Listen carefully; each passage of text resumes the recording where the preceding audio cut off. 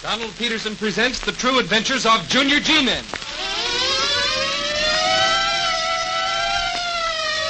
Junior G-Men are on the air. Speedies your homes, ready for action. Stand by, all Junior G-Men, stand by. Stand by for the thrilling details of the man who laughed.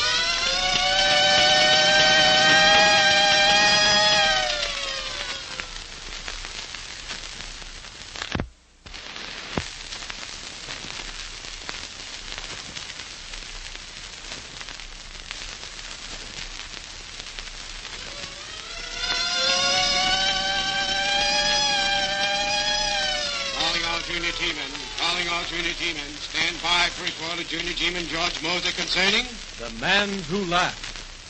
Report number 909 in 3 parts is given by Operator George Moser of Quincy.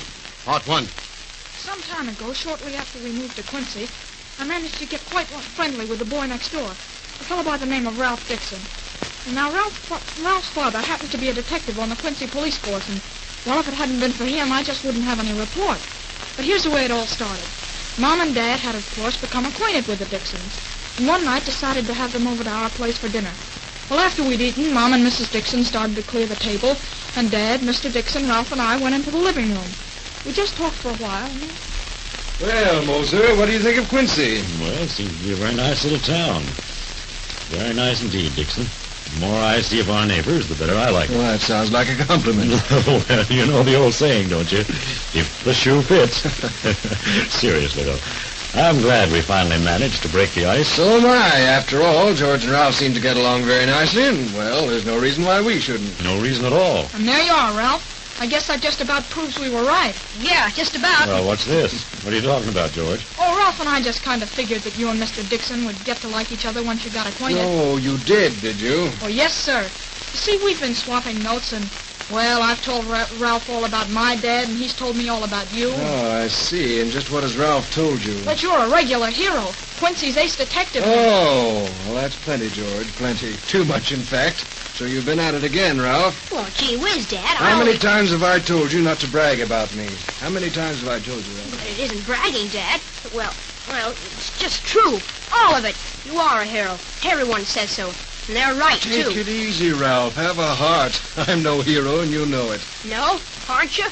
Well, then, what about... Forget it now, son. Forget it. I'm afraid you'll have to excuse Ralph Moser. He seems to have some kind of an idea I'm a combination of Philo Vance, Charlie Chan, and Sherlock Holmes. In reality, I'm just a detective. But a very good one, I'm sure. That is, if I can judge according to the information I've received from George. That's just it. I'm afraid you can't. You see, George probably got his information from Ralph, and that means it's been slightly colored, exaggerated. Well, I'm not so sure of that, Dixon. There were several things that... Well, there was one case in particular. Something about a man called... What was that fellow's name, George? You know, the one you told me about last night. Frankie Stevens. Oh, yeah. Frankie Stevens. That's funny. What do you mean, Dixon? What's funny? You're mentioning Frankie Stevens. What about him, Mr. Dixon? Oh, I just received a report of him today, and it made me stop and think. I couldn't help feeling a little sorry for him, and although there was... Sorry for him? Why, Dad? Oh, I don't know, Ralph. I guess I was always a little sorry for him, even when he was just a kid. Just a kid? Then you... Yes, we went to school together. Frankie, however, got in with bad company and was always in trouble. Nothing serious, you understand, but trouble nevertheless.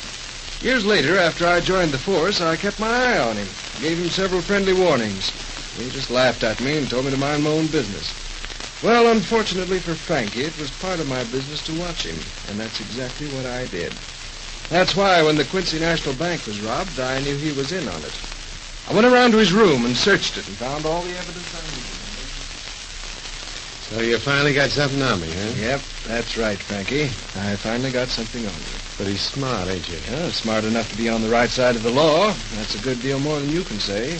Lay off the preaching, will you? I'm sick of it. Okay, Frankie, whatever you say. I suppose it's a little too late for preaching at that. You should have listened to me long ago. Want to rub it in, ain't you? I hope not, Frankie, because that's the last thing I'd want to do. You see, Well, I'm just sorry for you, that's all. And if it didn't sound so silly, I guess I'd say this hurts me more than it does you. Yeah, that would sound kind of silly, Dixon. Especially coming from you. What do you mean by that? You're not kidding me, Dixon. Not for a minute. You've been waiting for this opportunity ever since we were kids. Well, you got it now, so make the most of it. Yeah, sure. Make the most of it. But you're gonna pay for it. Is that a threat, Frankie? Yeah, sure it's a threat. You think you're finished with me, don't you? And maybe you are.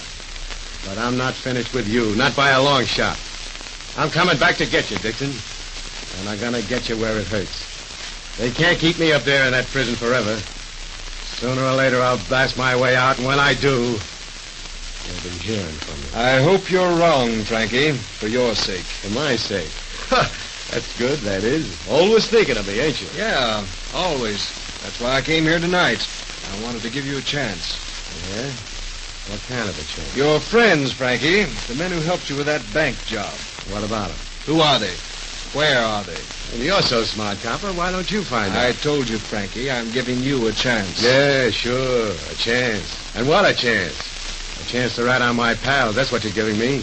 A chance to squeal. I'm giving you a chance to turn state's evidence. A chance to take a plea. A chance to get off with a light sentence. A chance to rat. A chance to squeal. A chance to get the slug between my eyes. That's what you're giving me. Well, forget it, Copper. Just forget it. You're being foolish, Frankie. Yeah, foolish. That's what you always said I was. Foolish. Well, maybe I was foolish, and maybe I am. But I ain't no squealer. Nope. You're no squealer. You're afraid to squeal. You're too yellow to squeal. Go on, Copper. Keep right on talking. I'm listening. And I'm hearing things I ain't ever gonna forget. Well, you've heard all you're going to hear, Frankie, because I've said all I'm going to say. I tried to give you a break, and you refused it. From now on, everything is up to you. Yeah, that's right. From now on, everything is up to me. Yeah, everything.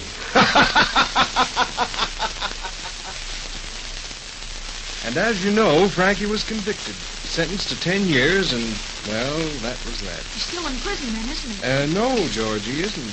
He isn't. You mean, well, gee whiz, Dad.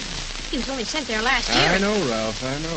But then how... Remember what I said a little while ago? Well, I don't... You mentioned something about having heard a report concerning Frankie Stevens. That's right, George, I did. And that report explains everything. This fellow Frankie, he's not dead. No, Moser, he's not dead. It seems that... Well, according to Frankie's cellmate, here's the way it happened. It was just after midnight last Wednesday. But all of a sudden, Frankie began to mumble. His cellmate didn't pay much attention to him at first, but finally, as the mumbling got louder... I'll show you. You'll see. Yeah, you'll see, all of you. You're laughing at me now. But I can laugh, too. Sure, I can laugh. See? I told you, I can laugh. Frankie, what's the matter with you, Frankie? Who you laughing at? Who you talking to? Listen, Frankie, I'm asking you, what's the matter with you? Why don't you answer me, Frankie? Why don't you say something to me? Look, Frankie, I'm Slug, see, your cellmate. Slug, that's me. Now, why don't you give me a break? Why don't you stop that laughing? Why don't you... Frankie! Frankie! Stop it, Frankie! Stop it! Stop that laughing! I can't stand it! It drives me crazy! I'm just crazy, yes! You're crazy! That's what's the matter with him! He's not screwy! Frankie! Frankie! What's the matter? What's going on here? It's Frankie! He's not nuts, I tell you! Screwy! Stop it, Frankie! Stop that laughing! Stop it, I tell you! He ain't gonna stop! He ain't gonna never stop! He's gonna keep right on laughing till I get him! Come on, Hartman, you get him out of here! I can't stand it! I'll go nuts myself! Get him out of here! Get him out of here!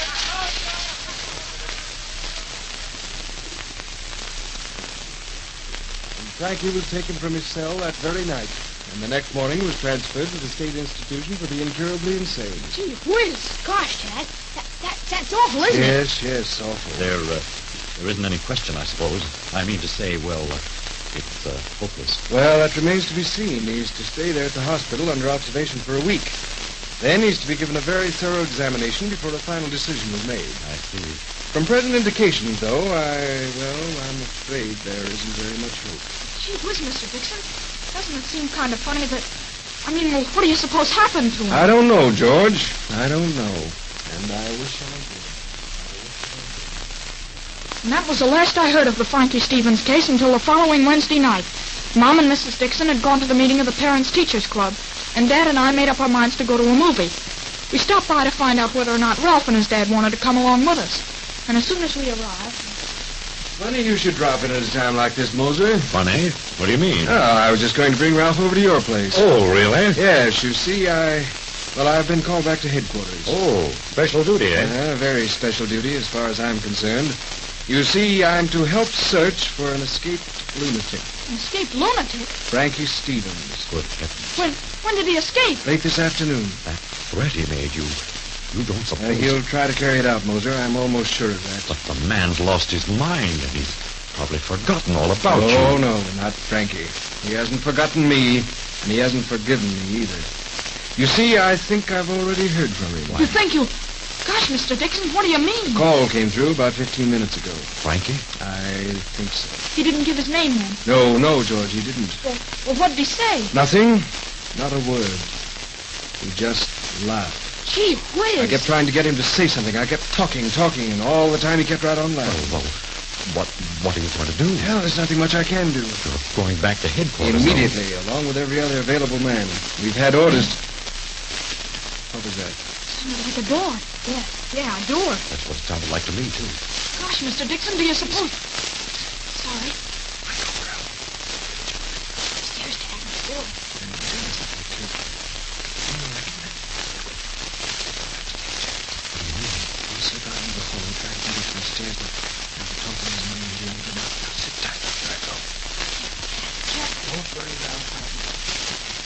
Gosh, I sure hope he... Wait.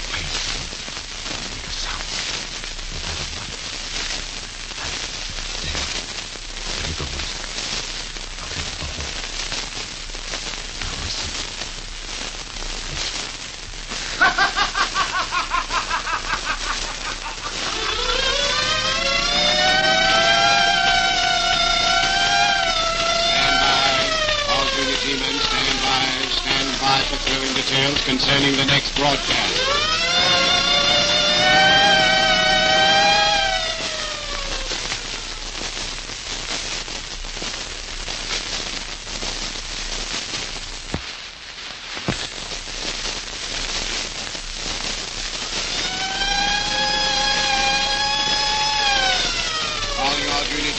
Calling all Junior G-men to proceed at once to points of duty. Calling Junior G-men 819 to report to Director Donald Peterson at the next meeting on this station to continue report concerning... The man who laughed.